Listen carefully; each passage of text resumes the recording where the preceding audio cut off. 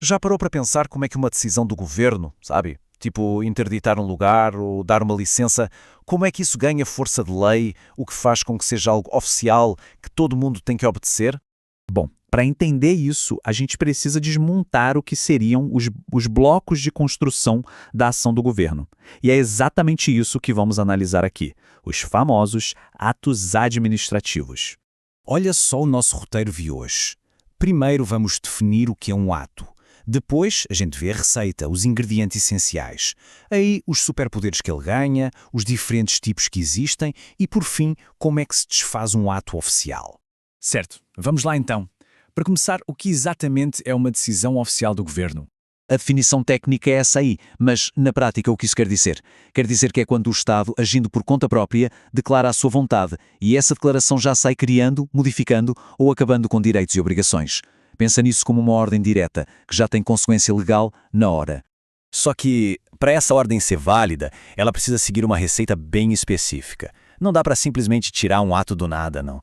Ele precisa ter 5 ingredientes que são essenciais. E são esses aqui.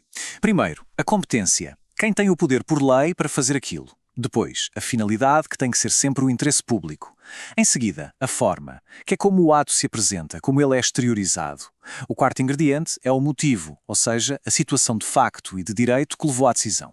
E por último, o objeto, que é o efeito prático que o ato quer causar. Se faltar um desses, a receita toda desanda. Agora, um ponto super importante: não dá para confundir motivo com motivação. O motivo é a situação real, o porquê de o ato existir. Já a motivação é a parte escrita, a explicação formal desse porquê, e ela faz parte do elemento forma. Um ato que não explica bem os seus motivos tem um defeito de forma. E isso nos leva para uma coisa chamada teoria dos motivos determinantes. O interessante aqui é que, a partir do momento em que a administração declara os seus motivos, ela fica amarrada a eles. Se o motivo que ela apresentou for falso, ou não existir, ou estiver errado, o ato inteiro se torna inválido, mesmo que existissem outras razões válidas que não foram ditas. Ok, então, temos um ato com todos os 5 ingredientes. Tudo certinho. O que acontece agora? Bom, agora ele ganha poderes especiais, ou, como se diz no direito, atributos. São 4 atributos principais. O primeiro é a presunção de legitimidade.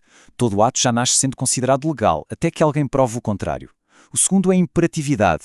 Ele se impõe para todo o mundo, quer concordem ou não. O terceiro é a exigibilidade, que dá ao governo meios indiretos, como uma multa, para forçar o cumprimento. E por último, o mais poderoso de todos, a autoexecutoriedade. E esse último é realmente poderoso. A autoexecutoriedade permite que a própria administração vá lá e execute suas decisões, usando a força se precisar, sem ter que pedir permissão para um juiz antes. O exemplo clássico é esse mesmo: a vigilância sanitária fechando um restaurante que representa um risco à saúde pública. Ação imediata. Certo, vamos em frente. Acontece que nem todos os atos são criados do mesmo jeito. A gente pode classificar eles pela maneira como são formados. Esse quadro aqui ajuda a visualizar bem a diferença. O ato simples é o básico, uma vontade, de um órgão só. O ato composto também vem de um órgão só, mas é como se uma decisão precisasse de um ok, uma aprovação de uma autoridade superior ali dentro. E, finalmente, o ato complexo. Esse é o mais interessante. Nele, as vontades de órgãos diferentes se juntam para criar um único ato final. Um exemplo ótimo de ato complexo é a nomeação de um juiz pelo 5º Constitucional. Pensa só, envolve a lista da OAB, depois a seleção pelo Tribunal e, por fim, a nomeação pelo chefe do Executivo. São 3 vontades independentes que se fundem para formar um único ato. Agora, a parte que talvez seja a mais crucial na prática. O que acontece quando o governo erra ou simplesmente muda de ideia? Como é que uma decisão oficial pode ser desfeita ou consertada? Existem 2 maneiras principais de tirar um ato de campo: anulação e revogação, e a diferença entre elas é fundamental. Uma acontece por ilegalidade, a outra por conveniência. Então o ponto central é este: a anulação acontece quando o ato já nasceu com defeito, uma ilegalidade. O efeito dela é ex tunc, ou seja, retroage e apaga tudo, como se o ato nunca tivesse existido. Já a revogação é para um ato que era perfeitamente legal, mas que simplesmente deixou de ser conveniente ou oportuno. O efeito é ex nunc, só vale daqui para frente. E atenção, só a própria administração pode revogar seus atos. O judiciário não pode fazer isso. E esse poder da administração de se autocorrigir não saiu do nada. Está consolidado na famosa súmula 473 do STF.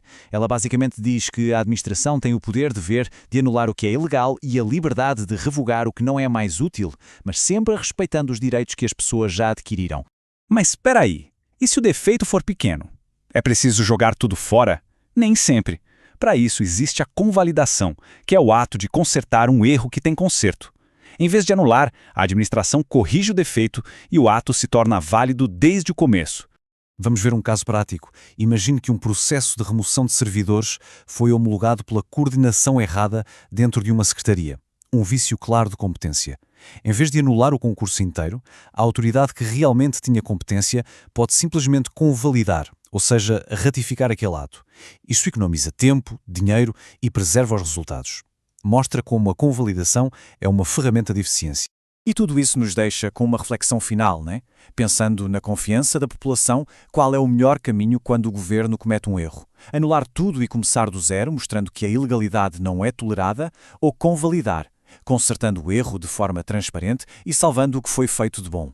A resposta a essa pergunta diz muito sobre como a gente equilibra eficiência e legalidade na administração pública.